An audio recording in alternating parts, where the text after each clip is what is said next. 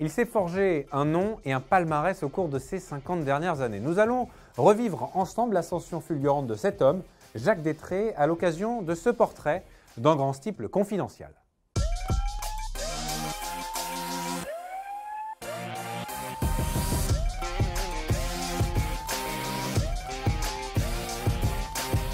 Nous allons vous décliner la vie de Jacques Détré en 3 parties. La naissance d'une passion, la présentation de ses nombreux joyaux, sans oublier sa quête du grand steeplechase de Paris qui est toujours d'actualité en 2021. Jacques Détré, vous le connaissez, j'en suis certain, sur les antennes d'Equidia, en tant que propriétaire, en tant qu'éleveur, en tant que vice-président de France Gallo et en tant que président du Conseil de l'Obstacle. Il est avant tout ophtalmologiste de profession et patron ces dernières années de la Polyclinique à Limoges. Nous allons revenir sur cette passion qui est née dans les années 70 grâce à une rencontre avec un permis d'entraîner, Henri de Loriot, qui à l'âge de 15 ans va lui donner les clés pour briller et pour monter à cheval. 20 ans plus tard, le résultat est sans appel, une première victoire sur l'hippodrome de Gémozac grâce à Messager d'Albret, sous l'entraînement d'un jeune professionnel, disons assez méconnu à l'époque, mais déjà très talentueux et redouté surtout, Guillaume Macaire. Ensemble, ils vont écrire de belles choses sur l'hippodrome d'Auteuil. Premier groupe 1 pour Jacques Détré, déjà avec Paris en 1994 dans le prix Ferdinand Dufort. On a dû faire une liste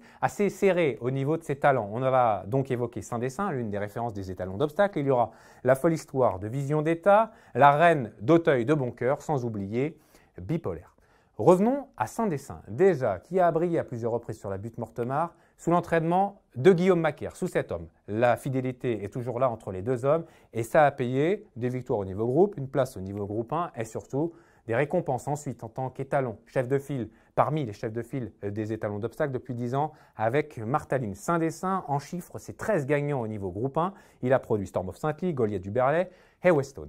Passons ensuite à cette folle histoire, cet aparté en plat pour Jacques Détré grâce à Vision d'État, vainqueur sur ces images du Jockey Club, avec Yoritz Mendizabal pour l'entraînement d'Éric Libaud, tout sourire, et d'un Jacques Détré très heureux de soulever cette coupe et ce trophée des vainqueurs. Ce qui m'a marqué dans cette histoire, ce sont les 6 millions d'euros refusés par Jacques Détré à l'époque pour ne pas vendre Vision d'État, pour ne pas profiter de l'argent, mais vivre de cette passion et des émotions. Et justement, des émotions, ils vont en avoir grâce à Vision d'État, que ce soit à Châtine, grâce à une victoire, et puis sur l'hippodrome d'Ascot, face à la famille royale lors du meeting de Royal Ascot.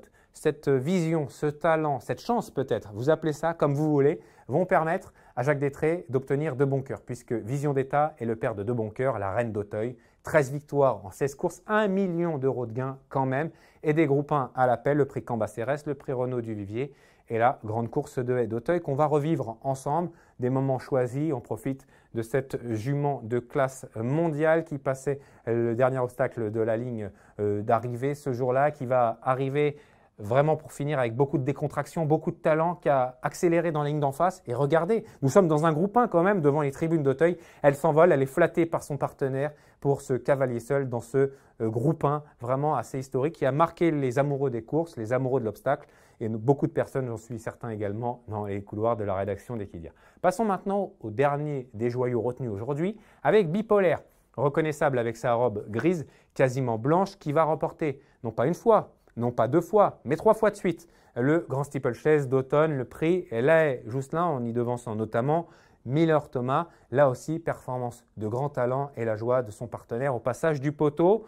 Mais Jacques Détré, et je m'en souviens, le disait à François Prado, juste après le passage victorieux, mon rêve, mon objectif, ça reste quand même le grand steeplechase de Paris. Il l'a dit quasiment dans tous les médias et ça se comprend après 50 ans de carrière en tant que propriétaire et éleveur. Il a frôlé ce rêve avec Bipolaire, toujours lui, en 2019, où il est battu avec les honneurs par Cariaco. Bipolaire qui va cette fois perdre tout espoir en 2020 en éjectant son jockey. Dans cette même édition, Jacques Détré était doublement armé puisqu'il avait également Figuero, tout jeune cheval, âgé de 5 ans, cette fois sous l'entraînement de François Nicole, mais qui doit s'avouer vaincu en 2020 derrière Docteur de Ballon et devant Feu Follet. J'en suis certain pour cette édition 2021. Figuero qui rêve du grand steeplechase de Paris sans le savoir, au contraire de son propriétaire Jacques Détré et de son entraîneur François Nicole, qui rêve d'un premier grand steeplechase de Paris et qui montrait De Boncoeur pour la première fois sur le podium du grand steeplechase de Paris ce dimanche.